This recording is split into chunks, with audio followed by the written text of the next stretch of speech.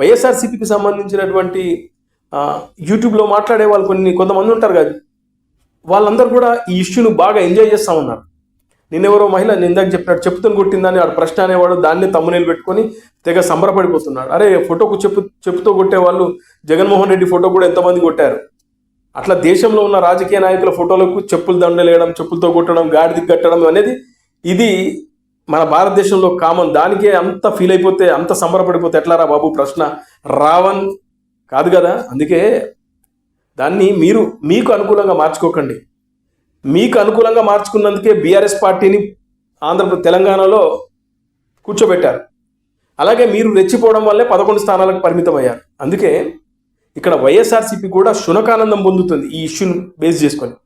అలా ఇప్పుడు పవన్ కళ్యాణ్ గారు రేపు ఎంటర్ అయిపోతే ఆంధ్రప్రదేశ్లో ఎలాగైతే కూటమి కట్టారో అదే కూటమి కనుక ఇక్కడ వస్తే ఖచ్చితంగా జిహెచ్ఎంసీ ఎన్నికల్లో ఈ కూటమి విజయడంకా మోగించడం ఖాయం. గుర్తుపెట్టుకోండి, నేను మళ్ళీ చెప్తున్నా, తెలుగుదేశం పార్టీకి తెలంగాణలో క్యాడర్ ఉంది. ఎందుకంటే నాయకులు లేకపోవచ్చు. ఆ నాయకులందరూ ఎవరు మళ్ళీ అంటే, ఇప్పుడు బీఆర్ఎస్ పార్టీలో ఉన్న నాయకులు ఎవరు? ఆల్మోస్ట్ 90% అధినేతతో సహా తెలుగుదేశం పార్టీకి సంబంధించిన నాయకులే. అలా మీరు నాయకులను పోయి ఉండొచ్చు కానీ క్యాడర్ని తీసుకెళ్లేదు. ఆ క్యాడర్ రేపు గనక తెలుగుదేశం, జనసేన, బీజేపీ కూటమి కడితే మళ్ళీ క్యాడర్ పుట్టల్లోంచి మళ్ళీ పాములు వచ్చినట్టు బయటకు వస్తాయి. ఖచ్చితంగా వీళ్ళకు బుద్ధి చెప్తారు. ఇంకెంతకాలం సెంటిమెంట్ రంగరిస్తారు?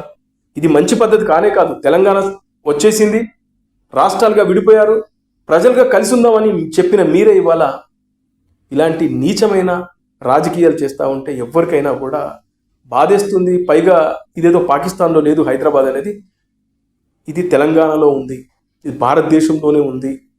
నేను ఒక తెలంగాణ బిడ్డనే చెప్తున్నాను, తెలంగాణ సెంటిమెంట్ అనేది మంచిది కాదు.